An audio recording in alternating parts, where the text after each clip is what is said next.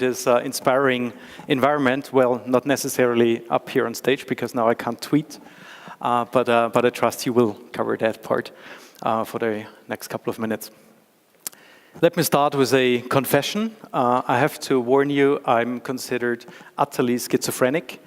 And the reason for that is that I have two hearts beating in my chest. The one is I'm a totally passionate lawyer, and the other is I've been a venture capitalist for the past 15 years. And the two things don't really mix and rhyme if you think about it conceptually, because on the one hand you want to solve problems, on the other hand you love problems because you can bill by the hour to not solve them. But I believe I've found the perfect way to marry the two worlds, because the industry that is most ripe and ready for disruption right now is the legal industry. Everybody is talking about, financial services and what you want to do and can do there. And yes, I fully agree, but you're up against guys who have a lot of armory. Now, the legal industry, trust me, they have no clue what's coming. They're just sitting there watching in awe all the things unfolding. So if my money is anywhere, it's on legal tech. So there's a brilliant ICO coming up around the theme of legal tech. No endorsement, but I can tell you that I'm personally all over that.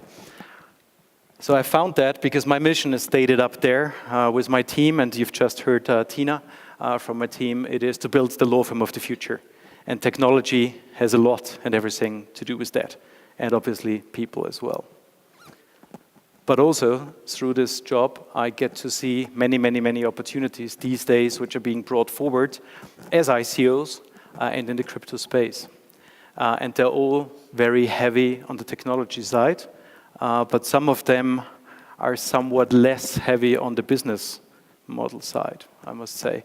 And the reason is because everybody is enthusiastic and passionate about it, and then you just think, well, you know what, we will figure it out as we go along, which is right. But I think you can sometimes have better chances in presenting your business case if you stick to the fundamentals. So I would like to use the next couple of minutes to not give you my typical legal regulatory stuff. Tina has done that better than I ever could already, so I want to give you my creed when it comes to investing and when it comes to building business cases, if I can figure out the technology. So the single most important thing I ever learned in my life, if I would have to summarize my life and if I had to decide to pin my life to one slide, which is rather difficult for a consultant, it would be this one. And I think it's absolute paramount that everybody understands this one. Obviously, I've stolen that from everywhere and mostly from Jim Utterback, who was my professor at MIT. And I urge you to read one book, which is pretty old by now. It's from 1998, and it's called The Dynamics of Innovation. Because one thing has always held true. And this is that all markets develop in S-curves. And I know you all know that. I've known it, but I've never really fundamentally thought about it. So if I'm just preaching to the choir, just forget about it. But if not, maybe you rediscover some of the things you've learned back at university or heard. And what usually happens in any industry is, at the beginning, there's a lot of innovation. And you can mirror that with who's buying in, who are the adopters at this stage. It's us, it's the geeks, it's the earliest adopters, right? There's a lot of innovation. There's thousands of people competing, bringing ideas to the arena. And at some point, a dominant design emerges. From that point onwards, innovation is not as important anymore. I'm not saying it's not important, but it becomes less important. There's a huge consolidation going on in the market and soft factors like marketing, distribution, slogans, branding, whatever, which are also very important, take the fore. And then those big international companies emerge which consolidate everything and the dog into them. Until there's disruptive innovation and a new S-curve starts, right?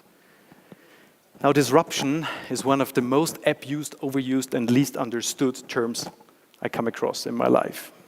Everything is disruptive these days. Well, if it is, and I hope it is sometimes, you have to be aware of one thing. If there's disruption, the old industry is going to die. Nobody's going to make it from one S-curve to the other. There is not one horse carriage producer who became a car producer. There is not one typewriter producer who became a computer producer. There is not one film producer who became a digital camera producer. They just don't make it. Which is good news, because this type of innovation always comes from outside of the established industry. Right? Because, again, visualize it. You have big, big corporations sitting up there, companies with 20, 40, 200,000 people. They're run by lawyers and accountants. They have no clue about what it's actually about, what they're producing. And down there is a new band coming out of a garage, and they're telling them that they're going to bring them down. And they're going to be all arrogant and not understanding and going to send them away. And next time they see them is basically on the cover page of the same newspaper that's going to advertise the bankruptcy of the old company. Right? But question is it really and truly disruptive? And it's really truly disruptive if you invent a totally new concept. For example, I love Tesla, don't get me wrong, but the Tesla car is not disruptive. It's still a car. Right? You put a different engine in there, it's ingenious. I love it. Don't get me wrong, don't want to put them down. They're doing an amazing job. But it's still a car. You know, cars have killed more horses than old world wars together. That was disruptive for the horses, right? And also for the carriage providers. The Tesla is not killing all the other cars, right? There's still a variety, it's still a car. So I have no clue what the next car is. If I knew, I wouldn't be standing here, right? But it's evolutionary. So as long as things are evolutionary, you're on the S-curve. And that is very important for your business case, because if it's disruptive, you do not need to engage with the established industry. There's no point. They will not understand it. Maybe there's one or two who are more perceptive, and they might integrate you into their offering, but by and large, the ones who understand it will understand you will kill them. So they will try to shelve you and put you on the side. Whereas on the other side, if it's evolutionary, you should not try to go all the way on your own. You should try to join up with the established industry, because then it's about distribution, branding, credibility, all of those things the established industry has. So you need to understand how you bring it to market.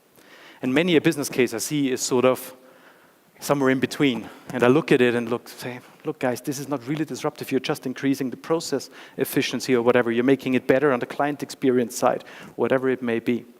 And most ICOs I see today are targeted somewhere at the fintech space, which is obviously getting up against the financial services industry. Now that is inherently difficult because the financial services industry is not based on technology.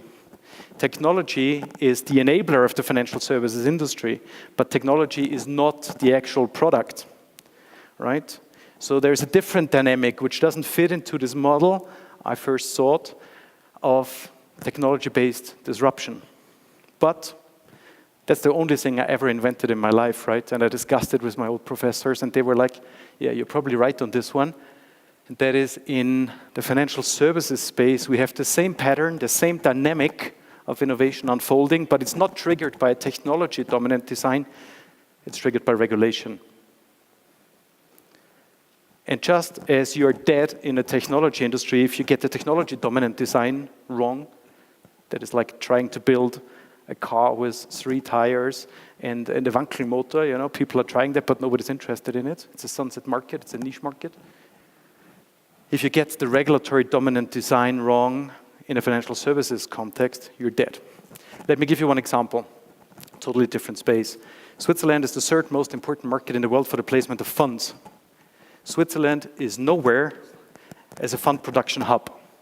There are some reasons. Part of it is tax. Withholding tax is not really sexy for any non-Swiss investors. But there is also dominant design brought about by regulation. For the fund industry, the dominant design is UCITS, right? There is no material difference whatsoever between a Swiss securities fund and a Luxembourg-based securities fund, which has a UCITS designation. But the difference is there's the UCITS designation, which became the dominant design. If you don't have that, you're not playing. 86% of the funds offered in Switzerland in our own domestic market are imported products. We even lost our home market. Why? Because we could not be UCITS compliant.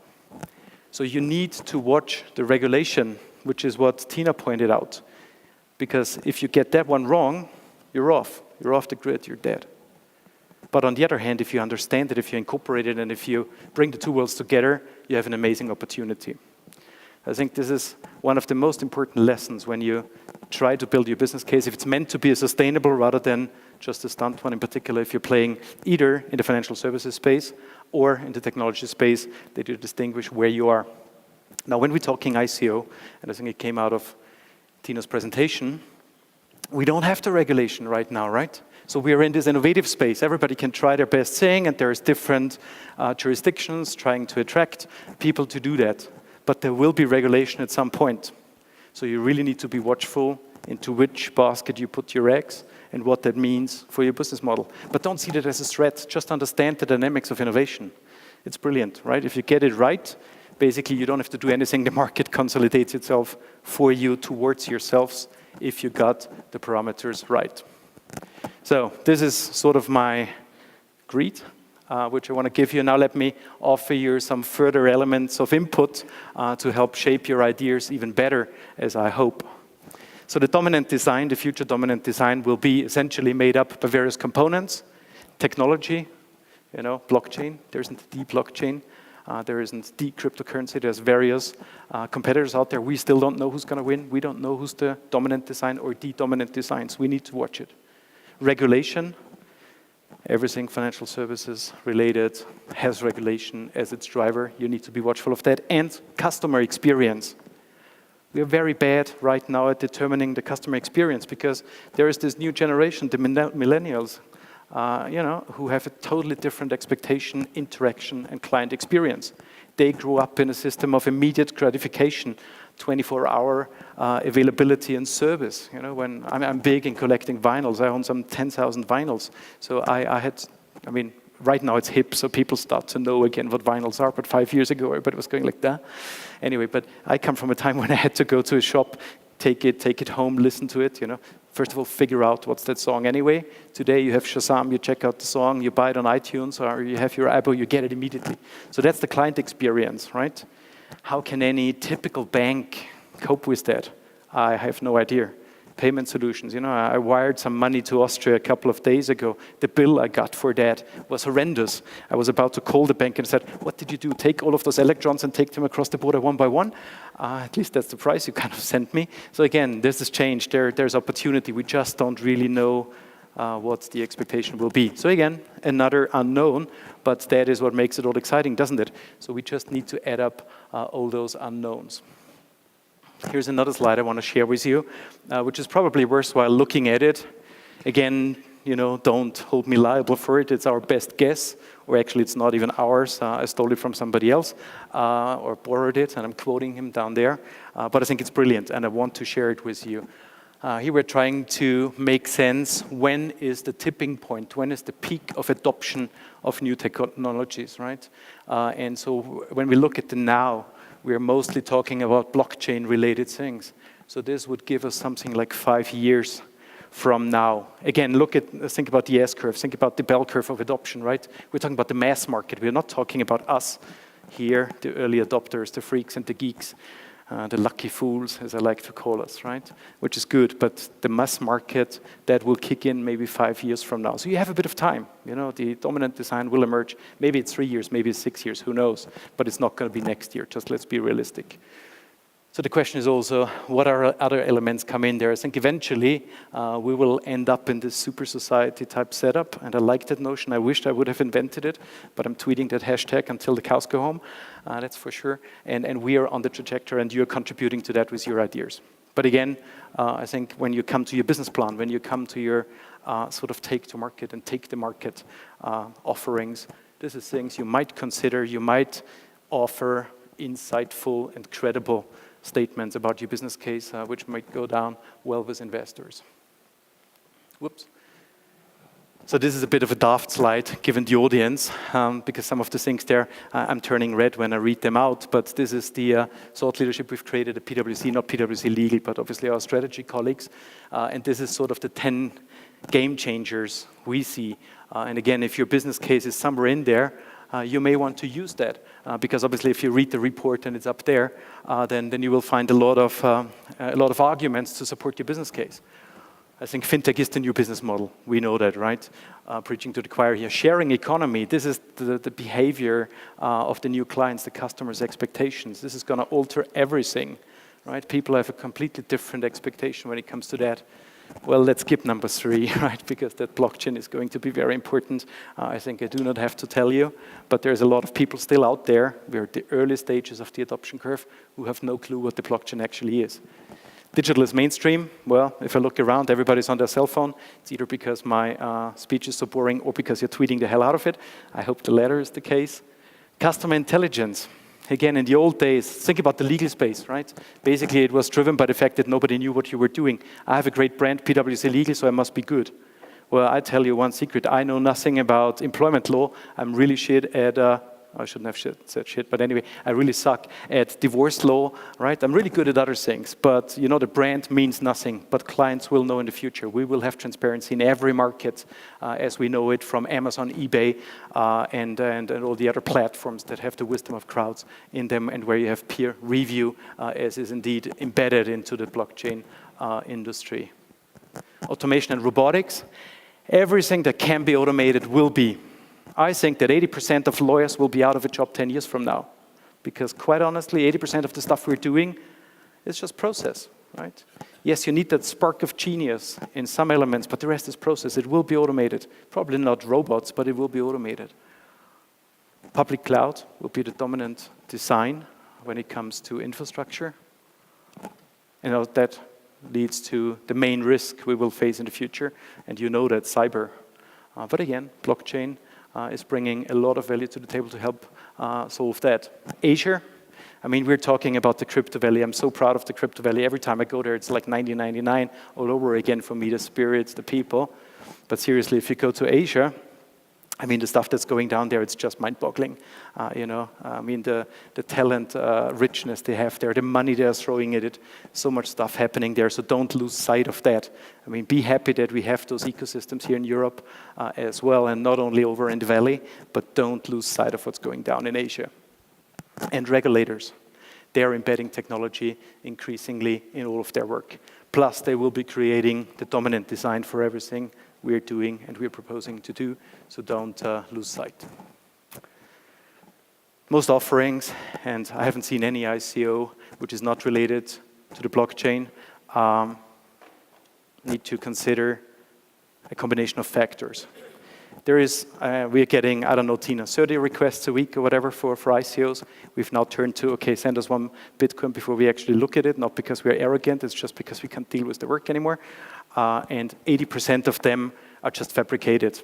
Great idea, spirit, but sometimes the blockchain element is just artificially created so you can actually get on the bandwagon. And I said, look, there's 5 simple elements you need to look into, or 6, sorry, and if you have 4 out of them, you have a credible, a real, a true blockchain case. And it's simple. Are there multiple parties sharing data? Are there multiple parties inserting data? Is there a requirement for verification somewhere along the line? Do intermediaries add complexity, which you can reduce? And do transactions interact? And are those interactions time sensitive?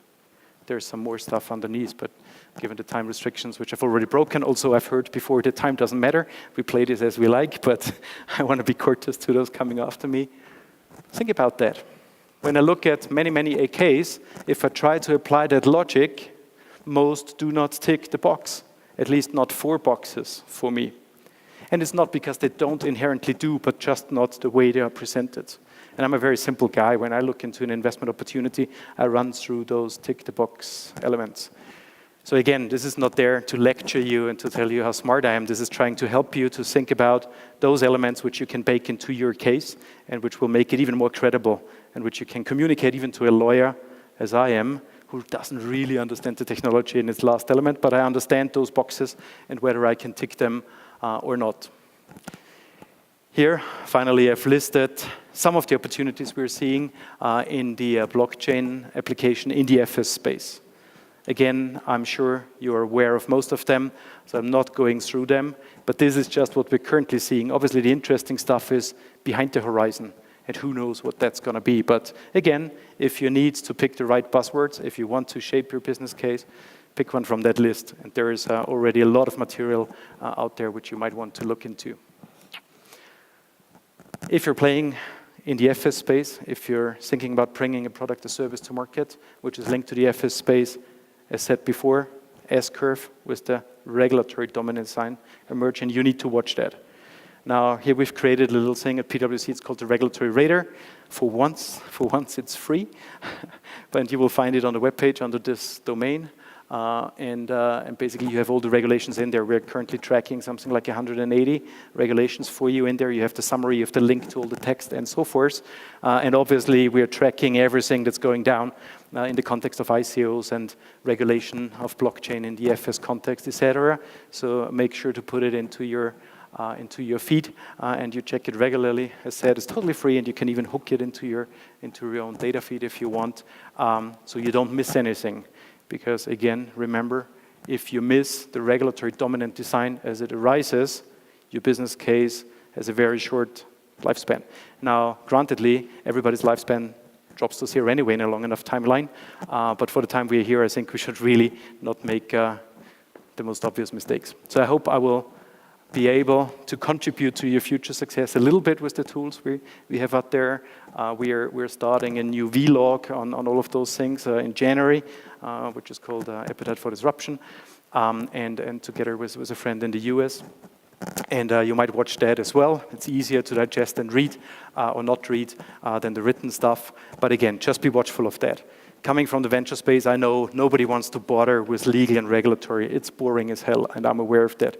We're trying to break it down for you. We're trying to bring it to you so that many, many of your cases can flourish.